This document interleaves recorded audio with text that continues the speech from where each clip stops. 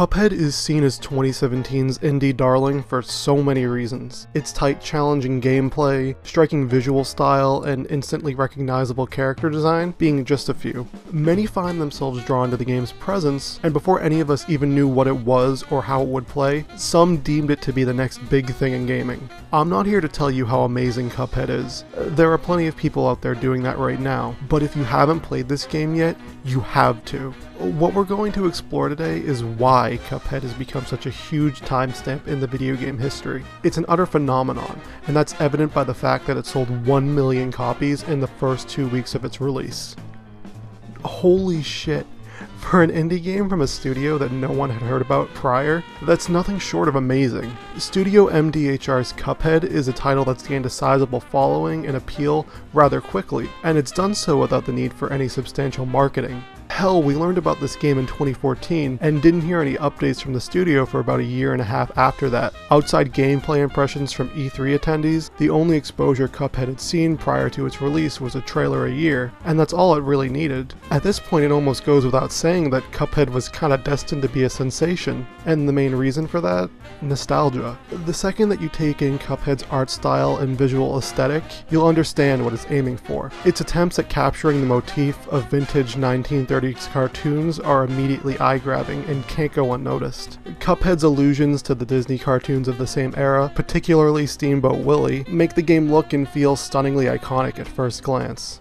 Everything from the film grain effect overlaying the screen to the font choice and soundtrack are deliberately executed in order to draw players to this retro sense of familiarity and nostalgia. All of the game's characters are hyperbolic in how they convey emotions, which is a staple of cartoon characters in that era. Environments in Cuphead are all strewn together by objects and settings that would fit right in with things you'd see in episodes of shows like Popeye and Steamboat Willie. The game flourishes in these types of areas, in places like a bar where you'd fight boxing frogs, a circus where you find a demented clown, a casino where you fight a giant cigarette. Even Cuphead himself looks like he was designed to evoke a feeling of similarity to Mickey Mouse, from his black torso to his white gloves, red pants, and huge shoes. The game seems to strongly wear its influences on its sleeve and its visual style, and that drives home its nostalgic feel.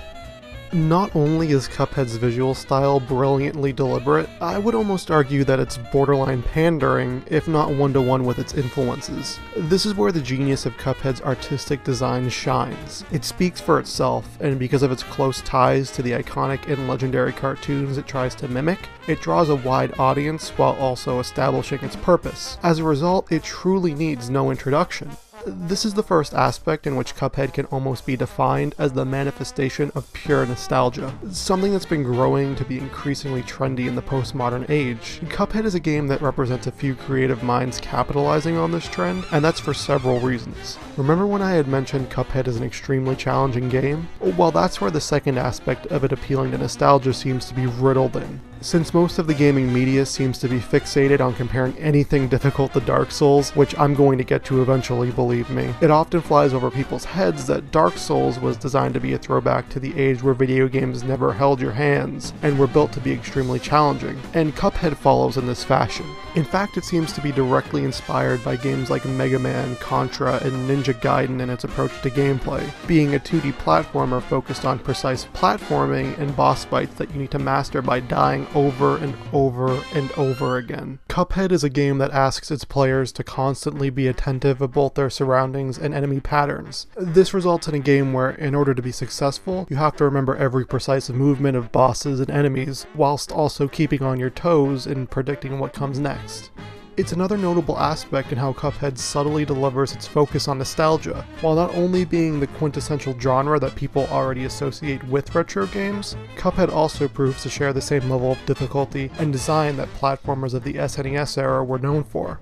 The amount of times that I had died to every one of the bosses in Cuphead are too much for me to honestly count, and I consider myself relatively good at 2D platformers. It's a testament to how tight Cuphead's design is.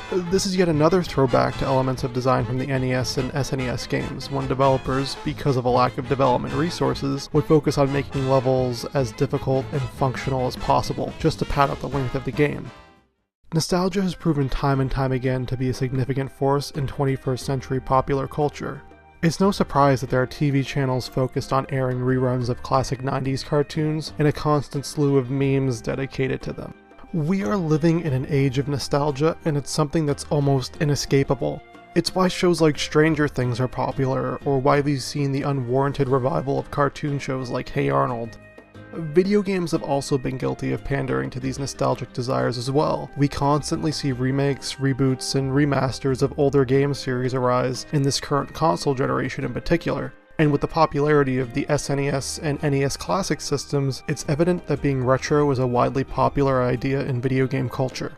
Nostalgia has become its own brand in postmodern culture, and Cuphead is a prime representation of that. It draws its audience in with its sense of familiarity in both its art style and approach to gameplay, and it seems self-aware enough to its audience and influences that one can't shake the feeling that it's what the developers of Cuphead intended. At the end of the day, all of the critical praise that Cuphead has been receiving is easily warranted. Not only is it an amazing visual experience, but it's a game that has a lot of care put into its gameplay too. And with its allusions to both cartoons and video games of the past, it's a game that has the potential to usher in a new direction for indie video games. One that looks at gaming's past in order to embrace its future.